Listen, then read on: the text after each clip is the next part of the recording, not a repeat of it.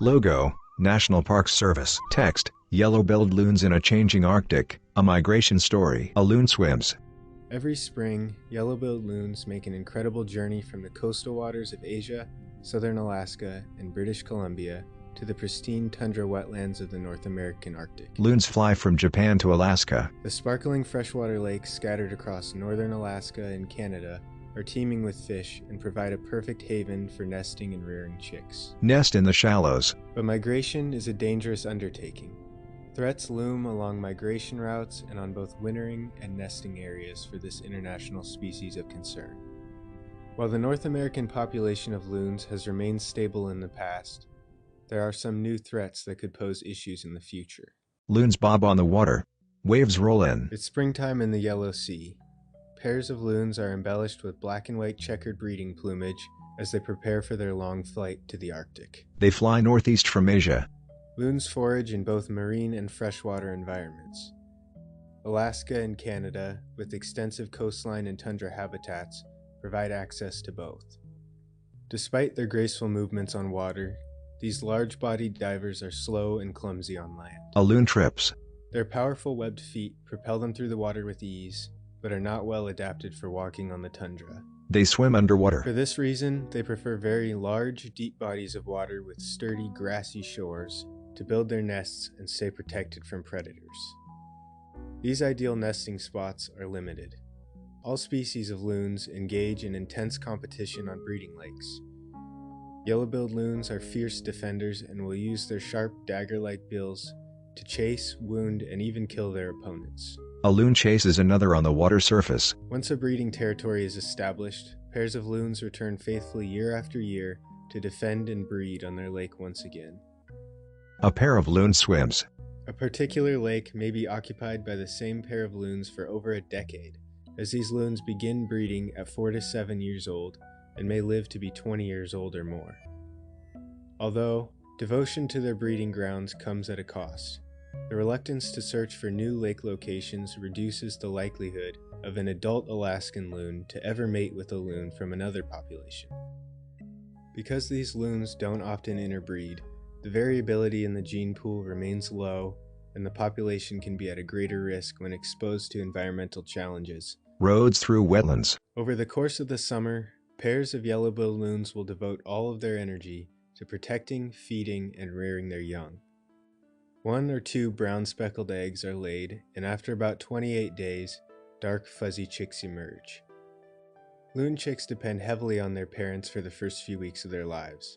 Each adult takes turns foraging for fish and aggressively guarding their precious offspring. Fuzzy brown chick. For many years, these productive lakes have provided sanctuary for the yellow-billed loons while they raise their young. Chick rests head on her back. But as the climate continues to warm, permafrost beneath the tundra is thawing rapidly, leading to the sudden drainage of valuable nesting lakes. Lakes dry up.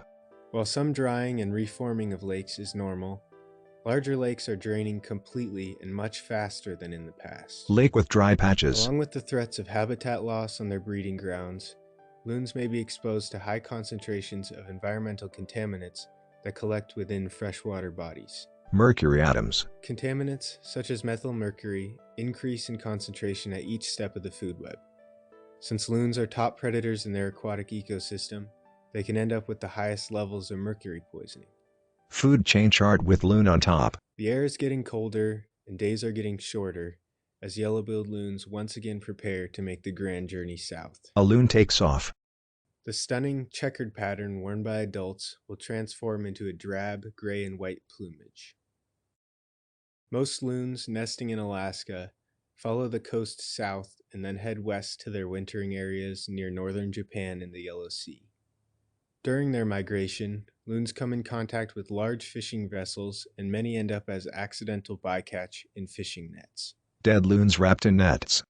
Canadian nesting loons set themselves apart by following a primarily overland route to their wintering areas on the southern coast of Alaska and British Columbia. Very little is known about loon behavior during winter months. Up until recently, even their migration routes were unclear. Pacific loons. Several studies have now used satellite telemetry to map their routes, a technique in which the loons are implanted with a satellite transmitter to track their movements over the year. A needle implanter. Little data exists on the life history of immature and non-breeding birds, but they are thought to remain in marine habitats during the summer breeding season.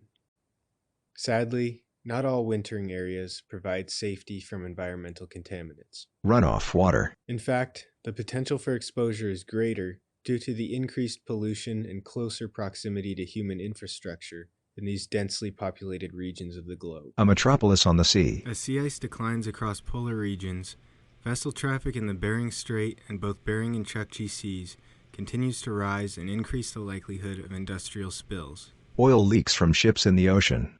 Dead loons are coated in oil. Garbage on the beach.